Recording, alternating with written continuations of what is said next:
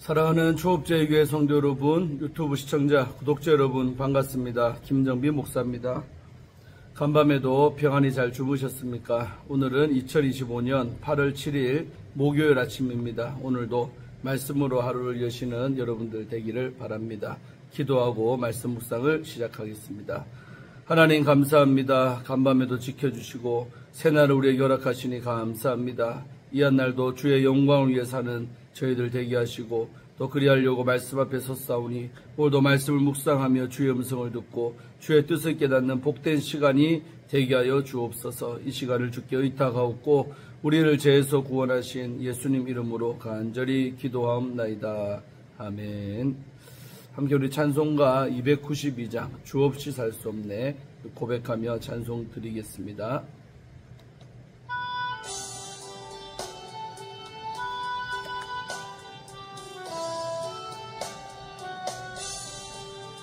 주 없이 살 수 없네 죄인의 구주여 그 귀한 보배 피로 날 구속하소서. 구주의 사랑으로 흘리신 보혈이 내 소망 나의 위로 내 영광 됩니다. 주 없이 살 수 없네 나 혼자 못 서리 힘없고 부족하며 지혜도 없도다. 내 주는 나의 생명 또 나의 힘이라 주님을 의지하여 지혜를 얻으리. 주 없이 살 수 없네 내 주는 아신다. 내 영의 깊은 간구 마음의 소원을 주밖에 나의 마음 네 알아주리요.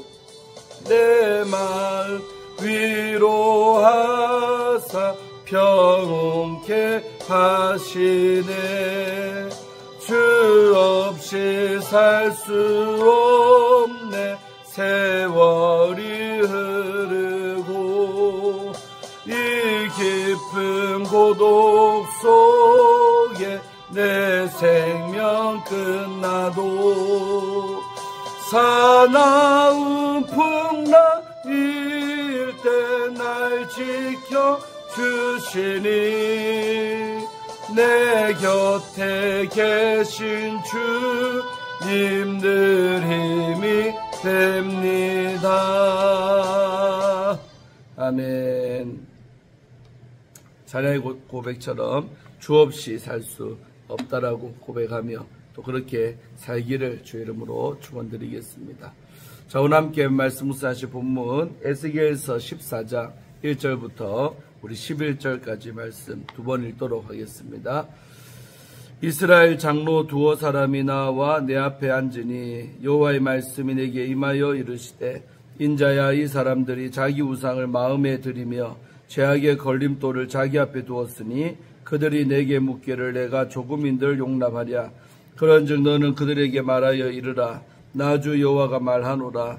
이스라엘 족속 중에 그 우상을 마음에 들이며 죄악의 걸림돌을 자기 앞에 두고 선지자에게로 가는 모든 자에게 나 여호와가 그 우상의 수요대로 보응하리니 이는 이스라엘 족속이 다 그 우상으로 말미암아 나를 배반하였으므로 내가 그들이 마음먹은 대로 그들을 잡으려 함이라. 그런즉 너는 이스라엘 족속에게 이르기를 주 여호와의 말씀에 너희는 마음을 돌이켜 우상을 떠나고 얼굴을 돌려 그 모든 가증한 것을 떠나라. 이스라엘 족속과 이스라엘 가운데 거류하는 외국인 중에 누구든지 나를 떠나고 자기 우상을 마음에 들이며 죄악의 걸림돌을 자기 앞에 두고 자기를 위하여 내게 묻고자 하여 선지자에게로 가는 모든 자에게는 나 여호와가 친히 응답하여 그 사람을 대적하여 그들을 놀라움과 표징과 속담거리가 되게 하여 내 백성 가운데서 끊으리니 내가 여호와인 줄을 너희가 알리라. 만일 선지자가 유혹을 받고 말을 하면 나 여호와가 그 선지자를 유혹을 받게 하였음이거니와 내가 손을 펴서 내 백성 이스라엘 가운데서 그를 멸할 것이라. 선지자의 죄악과 그에게 묻는 자의 죄악이 같은즉 각각 자기의 죄악을 담당하리니 이는 이스라엘 족속이 다시는 미혹되어 나를 떠나지 아니하게 하며 다시는 모든 죄로 스스로 더럽히지 아니하게 하여 그들을 내 백성으로 삼고 나는 그들의 하나님이 되려 함이라. 주 여호와의 말씀이니라. 아멘. 우리말 성경으로 다시 한번 읽겠습니다. 이스라엘의 장로들 몇 사람이 내게 와서 내 앞에 앉았다. 그러자 여호와의 말씀이 내게 임해 말씀하셨다. 사람아, 이 사람들은 자신들의 마음에 우상을 세우고 자신들을 죄에 빠뜨리는 걸림돌을 앞에 두었다. 그런데 내가 그들의 질문에 응해야 하겠느냐? 그러므로 그들에게 선포하여 말하여라. 주 여호와가 이렇게 말한다. 자기 마음에 자기의 우상을 세우고 자신을 죄에 빠뜨리는 걸림돌을 자기 앞에 두고서 예언자에게 오는 사람은 이스라엘 족속 어느 누구에게라도 여호와가 그 많은 우상의 대가를 지불할 것이다. 우상으로 인해 그들이 내게서 떠나 버렸으니 이제는 내가 모든 이스라엘 족속의 마음을 붙잡으려는 것이다. 그러므로 이스라엘 족속에게 말하여라. 주 여호와가 이렇게 말한다. 회개하라. 너희의 우상들에게서 돌아서고 모든 혐오스러운 이들로부터 돌아서라. 이스라엘 족속 어느 누구나 또 이스라엘에 거주하는 어느 이방 사람이라도 나를 떠나서 그의 마음에 우상을 세우고 자신을 죄에 빠뜨리는 걸림돌 앞에 둔 채 내게 문의하려고 예언자에게 오는 사람은 나 여호와가 그에게 친히 응답할 것이다. 내가 그 사람을 대면하고 본보기로 내가 그를 속담거리로 만들 것이다. 내가 그를 내 백성들 가운데서 죽일 것이다. 그러면 내가 여호와임을 너희가 알게 될 것이다. 만약 예언자가 속아서 말을 하면 나 여호와가 그 예언자를 속도록 내버려 둘 것이다. 내가 손을 그에게 뻗어서 내 백성 이스라엘 가운데서 그를 멸망시킬 것이다. 그들이 자기 죄값을 치러야 할 것이다. 예언자의 죄나 그에게 문의하는 사람의 죄나 마찬가지일 것이다. 그러면 이스라엘 족속이 더 이상 내게서 떠나 방황하지 않을 것이고 더 이상 모든 죄악으로 인해 더럽혀지지 않을 것이다. 오직 그들은 내 백성이 되고 나는 그들의 하나님이 될 것이다. 주 여호와의 말이다. 아멘. 네, 오늘 본문 말씀 중심으로 오늘 함께 본문 말씀을 먼저 주의하도록 하겠습니다. 자, 오늘 1절의 말씀은 장로들이 나왔을 때 임한 말씀이 나오고 있습니다. 에스겔의 신탁을 들은 이스라엘 장로 중 몇 사람이 거짓 선지자가 아닌 참 선지자에게 하나님의 뜻을 묻고 심판을 피하면 되겠다라는 생각을 가지고 에스겔에게 나온 것으로 보입니다. 장로들이 에스겔 앞에 앉았을 때 하나님의 말씀이 그에게 임했습니다. 이 장로들은 유다 포로들을 대표해 나온 것으로 보입니다. 자, 2절과 3절은 이 장로들의 요구를 거절하시는 하나님에 대해서 나오죠. 신적 신탁을 유도하는 도 형식과 함께 하나님의 말씀이 직접 인용됩니다. 하나님은 장로들이 당신께 묻는 것을 조금이라도 용납해야 하겠느냐고 에스겔에게 물으십니다. 이 질문은 강한 거부감과 거절의 의도를 담고 있습니다. 왜냐하면 그들은 하나님께 묻고자 하면서도 여전히 자신들이 섬기는 우상을 마음에 품고 또 죄악의 걸림돌을 자기 앞에 두고 있기 때문입니다. 따라서 이 질문은 이스라엘 장로들의 요구를 하나님이 들어주지 않겠다는 의미와 같다고 할 수 있습니다. 자, 4절과 5절은 죄악을 범한 그런 백성들에 대한 하나님의 대응이 나오고 있습니다. 이스라엘 4절에 나오는 이스라엘 족속 중 모든 자는 바로 이스라엘 족속 중 한 사람 한 사람이라는 뜻으로 개별성을 바로 강조하는 표현입니다. 보응하리니로 번역된 나하네티는 나팔형으로 내가 답변하게 된다는 수동의 의미를 지니고 있는 히브리어 단어입니다. 이는 각자의 행위에 따라 답변을 얻는다는 뜻으로 장로들이 본인들의 질문이 아니라 바로 행위에 대한 하나님의 대응을 보이리라는 그런 뜻입니다. 나 여호와가 명시적으로 언급됨으로써 하나님이 여호와로서 그렇게 답변하시게 된다는 의미를 바로 나타내고 있습니다.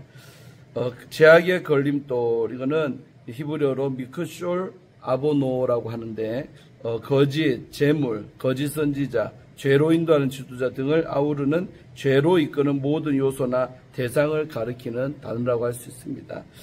자기 얼굴 정면에 죄악의 걸림돌을 놓고 있다는 것은 그것을 의도적으로 받아들여 따르는 태도를 나타냅니다.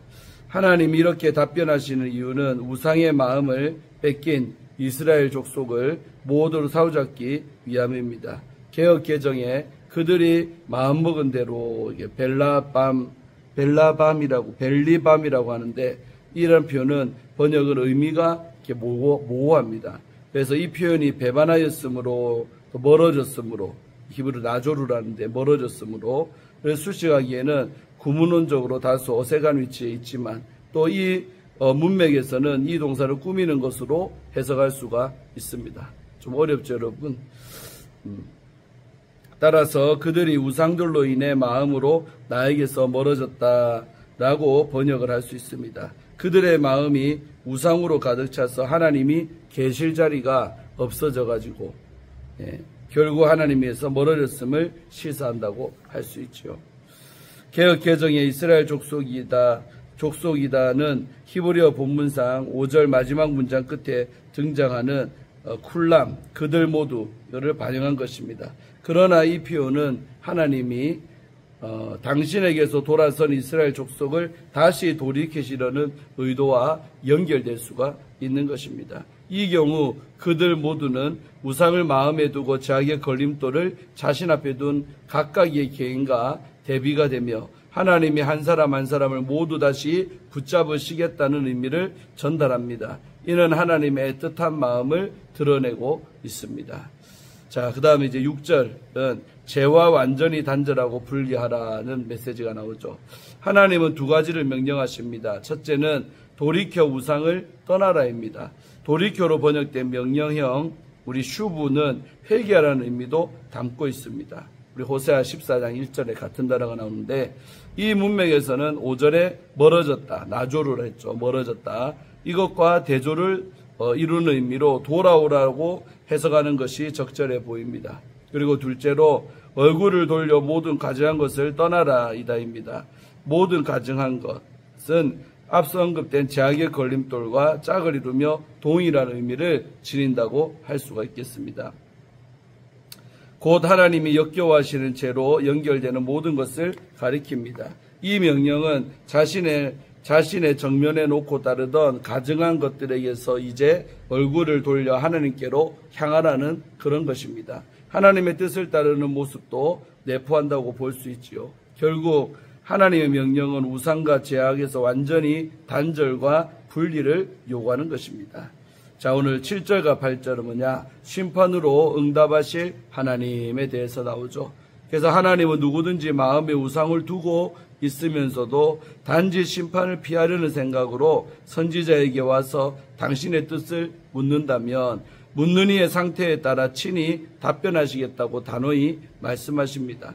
그는 실상 하나님에서 떠난 상태이기에 하나님의 답변은 곧 심판입니다. 그는 사람들 앞에 심판의 본보기가 되어 놀람과 웃음거리가 될 것이며 마침내 언약 백성 가운데서 끊어질 것입니다. 하나님은 이 심판을 통해서 당신의 언약의 하나님 여호와이심을 분명히 알려주십니다.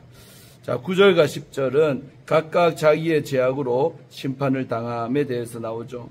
그래서 한 사람이 선지자를 찾아가 묻는 상황이 가정이 됩니다.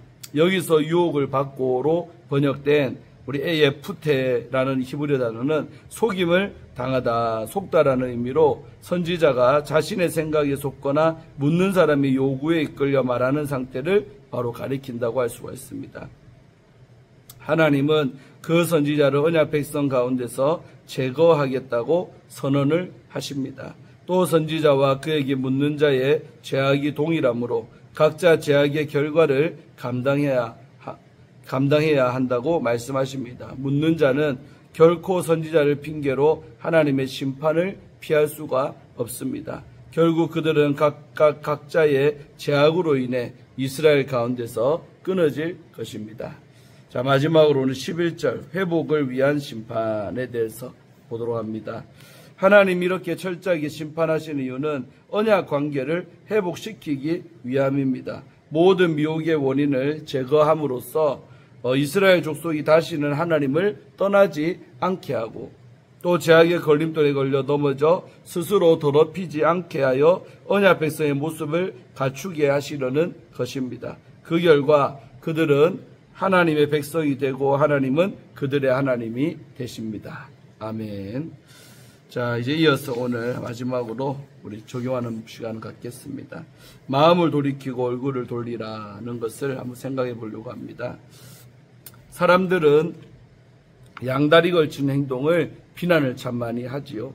마음을 정하지 못하고 두 사람 사이로 오가는 행동은 결국 누구에게도 진실하지 않다는 표시이기 때문에 비난받는 거죠. 하나님을 믿는다 하면서도 마음속에는 여전히 세상의 우상과 욕망을 품고 있다면 그것이 바로 양다리입니다. 겉으로는 하나님의 뜻을 구하는 듯 하지만 속으로는 우상을 따르는 삶은 하나님이 결코 용납하지 않으십니다. 하나님은 우리 마음이 하나님만 향하도록 변화시켜 가시는 그런 분이십니다. 유다 장로 몇 사람이 에스겔에게 찾아왔습니다.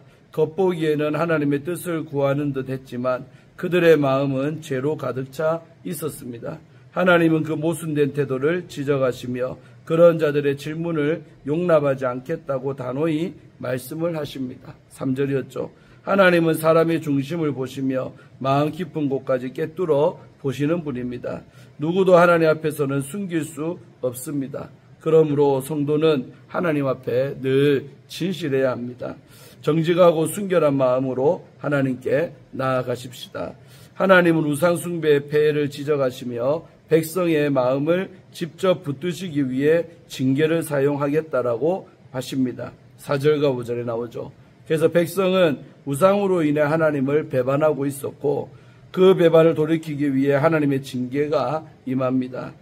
하나님의 징계는 단순한 처벌이 아니라 회복을 위한 도구입니다.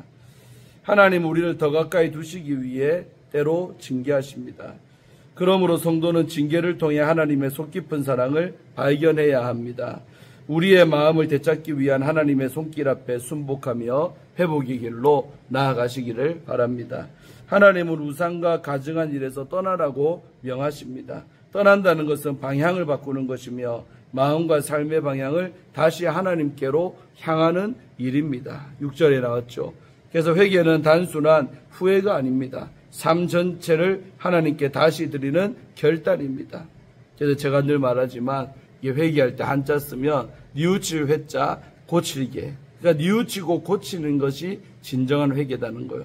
근데 많은 사람들은 뉘우치는 것까지는 하죠. 눈물도 흘리며 잘못했다고 그래요. 근데 개를 안 한다는 거죠. 고치질 않는 거예요. 또 그런 기도 후에 똑같은 죄를 반복하고 행동은 여전히 똑같이 한다면 그것은 진정한 회개라고 말할 수가 없습니다. 진정한 회개는 뉘우치고 고치는, 다시 말해 감정적 차원이 아니라 행함의 차원까지 가야 진짜로 회개한 것입니다. 성도는 이런 회개를 통해 하나님과의 관계를 회복할 수가 있습니다. 우리가 죄를 자백하고 신실하시고 의로우신 하나님은 우리를 용서하시고 깨끗하게 하십니다. 요한 1서 우리 1장 9절, 제가 예배 때마다 사제선언할 때 외치는 말씀인데 그 말씀이죠. 두려워하지 말고 담대히 회개의 자리로 나아가시기를 바랍니다. 그러면 하나님은 반드시 우리의 죄를 용서해 주시고 깨끗하게 하신다는 말씀이죠. 하나님을 무상을 마음에 품고 하나님의 뜻을 물으려는 것은 모순된 그런 태도입니다. 그런데 유혹에 넘어가 하나님의 뜻이 아닌 다른 말을 전하는 거짓 선지자도 바로 문제입니다. 하나님은 거짓 선지자가 유혹을 받는 것도 당신의 주권 안에 있다고 말씀을 하십니다. 9절이죠. 이는 하나님이 거짓을 조장하신다는 뜻이 아니라 불순종하는 자를 그대로 내버려 두시는 유기 또는 심판이라는 그런 의미입니다. 우리는 기회가 아직 남아있을 때 속히 회개하고 하나님께 돌이켜야 합니다. 우상을 품은 채 하나님을 찾을 정도로 죄에 둔감해진 백성에게 징계를 통해 죄의 심각성을 일깨워 돌이키게 하시는 것이 하나님의 뜻입니다. 하나님은 그들이 다시는 미혹되지 않고 당신을 떠나지 않는 언약 백성이 되기를 원하십니다. 우리 11절이죠. 죄는 모든 관계를 무너뜨리지만 하나님의 징계는 관계 회복의 시작이 됩니다. 우리는 하나님의 뜻을 바르게 이해하고 정결하게 살아가야 합니다. 하나님은 중심을 원하십니다. 마음을 우상에 품고 있으면서 입술로만 하나님의 뜻을 구하는 이중적인 태도는 하나님이 결코 기뻐하지 않습니다. 그러므로 우리는 마음을 돌이키고 얼굴을 하나님께 돌려야 합니다. 징계조차 사랑으로 내리시는 하나님께 진실한 마음으로 우리가 나아갈 때 우리는 다시 하나님의 백성으로 회복될 줄로 믿습니다. 이상입니다. 네, 오늘 말씀도 너무 좋죠, 여러분. 그래서 회개가 얼마나 귀한가를 다시 한번 생각하고, 회개는, 징계는 바로 우리를 회복시키는 하나님의 도구다라는 것이 너무 은혜가 됩니다. 그래서 우리가 늘 하나님께 징계받아서 삶이 힘들 수가 있어요. 그러나 그걸 날 버렸다는 뜻이 아니라 더 내게로 가까이 오라는 하나님의 뜻으로 알고 더 가까이 나아가는, 어려울 때 제가 늘 말하지만 주님께 더 가까이 가는 사람이 믿음의 사람입니다. 진짜 하나님 믿는 사람이 그렇게 하는 거예요. 그래서 힘들 때 더 기도하고 엎드리고 회개하고 예배하면 하나님은 반드시 회복의 은총을 베풀어 주신다는 것을 믿으시기를 바랍니다. 제가 기도하고 큐티를 마칩니다.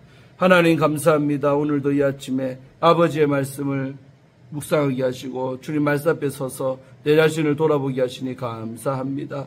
아버지, 우리에게는 양다리 같은 이중적인 태도는 없는지 다시 우리 자신의 마음을 살펴보게 하시고, 또 혹시나 내 마음에 우상이 있다면, 가증한 것이 내 마음에 들어와 있다면 정말 빨리 버리고 정리할 수 있는 은혜를 베풀어 주셔서 정말 하나님은 하나님 한 분만을 뜨겁게 사랑하는 것을 원하십니다.